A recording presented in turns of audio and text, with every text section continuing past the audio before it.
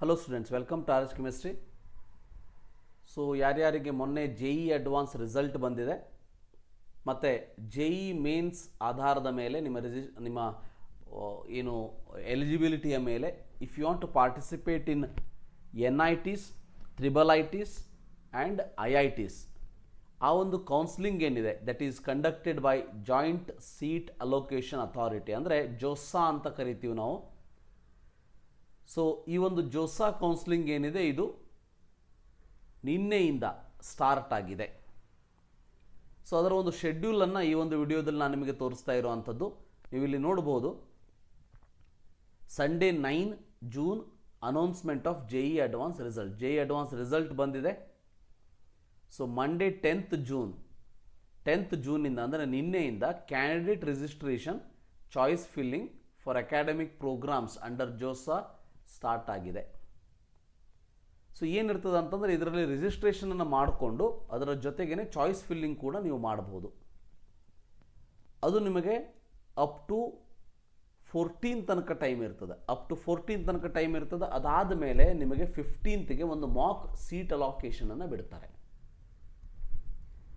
15ಗೆ Mach seat ಅಲೋಕೇಶನ್ನ ಬಿಟ್ಟ ಮೇಲೆ ಮತ್ತೆ ನಿಮಗೆ 16th ವರೆಗೂ ಕೂಡ 16th 5 ಗಂಟೆಯ ತನಕನೂ ಕೂಡ ಮತ್ತೆ ನಿಮಗೆ ನಿಮ್ಮ ಆಪ್ಷನ್ ಎಂಟ್ರಿಯನ್ನು ಚೇಂಜ್ ಮಾಡ್ಕೊಳ್ಳೋದಕ್ಕೆ ಚಾನ್ಸನ್ನು ಕೊಟ್ಟಿರ್ತಾರೆ. ಅದಾದ ಮೇಲೆ 17th you will have a second mock allotment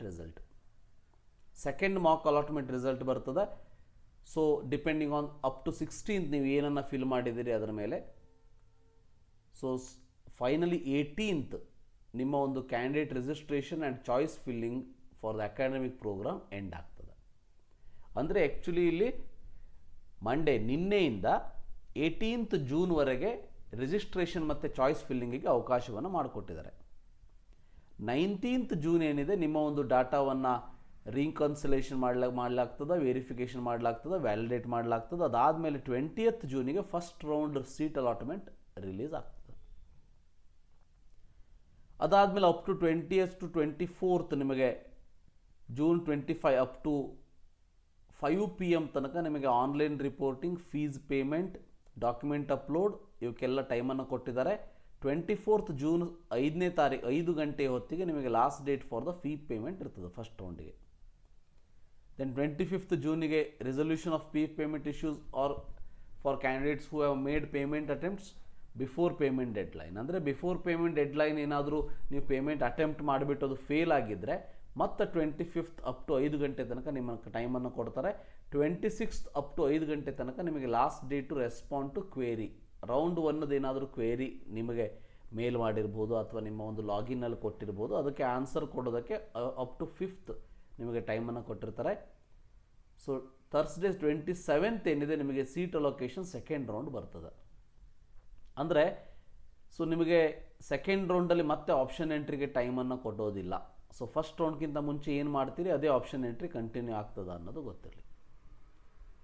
so ನೀವೇನಾದರೂ JEE ಅಡ್ವಾನ್ಸಲ್ಲಿ ಪಾಸ್ ಆಗಿದ್ದರೆ, ಎಲಿಜಿಬಲ್ ಆಗಿದ್ದರೆ ನೀವು JEE ಅಡ್ವಾನ್ಸಿಗೆ ಪಾರ್ಟಿಸಿಪೇಟ್ ಮಾಡಬೇಕು. ಅಂದರೆ IIT ಪಾರ್ಟಿಸಿಪೇಟ್ ಮಾಡ್ಬೋದು. ಸೊ NITಸ್ಗೆ JEE ಮೇನ್ ಸ್ಕೋರ್ ಮೇಲೆ ನೀವು ಪಾರ್ಟಿಸಿಪೇಟ್ ಮಾಡ್ಬೋದು. ಸೊ ಇದೇ ರೀತಿ second round schedule, third round ಶೆಡ್ಯೂಲನ್ನು ಕೊಟ್ಟಿದ್ದಾರೆ, ಕರೆಕ್ಟಾಗಿ ನೋಡ್ಕೊಳ್ಳಿ. ಸೊ ನಿಮಗೆ ಇದನ್ನು ನೋಡಬೇಕು ಅಂದರೆ ನೀವು ಜೋಸಾ ಕೌನ್ಸಿಲಿಂಗಿಗೆ ಹೋಗಿಬಿಟ್ಟು ಇಲ್ಲಿ ಶೆಡ್ಯೂಲ್ ಅಂತ ಇದೆ, ಶೆಡ್ಯೂಲನ್ನು ಕ್ಲಿಕ್ ಮಾಡಿದ್ರಿ ಅಂತಂದರೆ ನಿಮಗೆ ಈ ರೀತಿ ಶೆಡ್ಯೂಲ್ ನಿಮಗೆ ಕಾಣಿಸ್ತಾ, ಡೌನ್ಲೋಡ್ ಮಾಡ್ಕೊಳ್ಳಿ. ಅದಾದಮೇಲೆ FAQsಗಳನ್ನು ಕೊಟ್ಟಿದ್ದಾರೆ. ಅಂದರೆ ಯಾವ್ಯಾವ ರೀತಿ ನಿಮ್ಮದೇನಾದರೂ ಫ್ರೀಕ್ವೆಂಟ್ಲಿ ಆಸ್ಡ್ ಕ್ವಶನ್ ಇತ್ತು ಅಂತಂದ್ರೆ ಅದಕ್ಕೆ ಆನ್ಸರ್ನು ಕೂಡ ಕೊಟ್ಟಿರುವಂಥದ್ದು. ಅದರ ಜೊತೆಗೆ ನಿಮಗೆ ಬಿಸ್ನೆಸ್ ರೂಲ್ಸ್ ಅಂಥೇಳಿ ಒಂದು ಬ್ರೋಷರ್ನು ಕೂಡ ರಿಲೀಸ್ ಮಾಡಿದ್ದಾರೆ. ಸೊ ಇದನ್ನು ಕೂಡ ನೀವು ಇಲ್ಲಿ ಸ್ವಲ್ಪ ಸ್ಟಡಿ ಮಾಡಿಕೊಂಡು ಇದು ಮಾಡಬಹುದು. ಸೊ ಈ ಒಂದು IIT ಕೌನ್ಸಿಲಿಂಗಿಗೆ, ಜೋಸಾ ಕೌನ್ಸಿಲಿಂಗಿಗೆ ಸಂಬಂಧಪಟ್ಟಂತೆ ನಮ್ಮ ಕಡೆಯಿಂದ ಯಾವುದೇ ರೀತಿ ಕೌನ್ಸಿಲಿಂಗ್ ಗೈಡೆನ್ಸ್ ನಿಮಗೆ ಈ ವರ್ಷ ಕೊಡಲಿಕ್ಕೆ ಆಗ್ತಾ ಇಲ್ಲ. ನೆಕ್ಸ್ಟ್ ಇಯರ್ ಡೆಫಿನೆಟ್ಲಿ ಟ್ರೈ ಮಾಡ್ತೀವಿ. ಬಟ್ ಈ ವರ್ಷ ಓನ್ಲಿ ಫಾರ್ KCET, ನೀಟ್ ಮತ್ತು ಕಾಮೆಡ್ಗೆ ಇದನ್ನು ಅಷ್ಟು ಮಾತ್ರ ಕಾನ್ಸಂಟ್ರೇಟ್ ಮಾಡ್ತಾ ಇರೋವಂಥದ್ದು. ಬಟ್ ಇದರ ಬಗ್ಗೆ ಇನ್ಫಾರ್ಮೇಷನ್ ನಿಮಗೆ ಇರಲಿ ಅಂಥೇಳಿ ಒಂದು ವಿಡಿಯೋವನ್ನು ಮಾಡಿರೋವಂಥದ್ದು.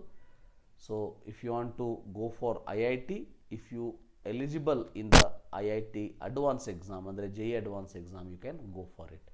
JEE ಮೇನ್ಸ್ ಸಬ್ಜೆಕ್ಟ್ ಮೇಲೆ ನಿಮಗೆ NITs ಮತ್ತು ತ್ರಿಬಲ್ ITs ಅಲ್ಲಿ ಅಡ್ಮಿಷನ್ ಸಿಗ್ತದೆ. So thank you for watching. Have a nice day.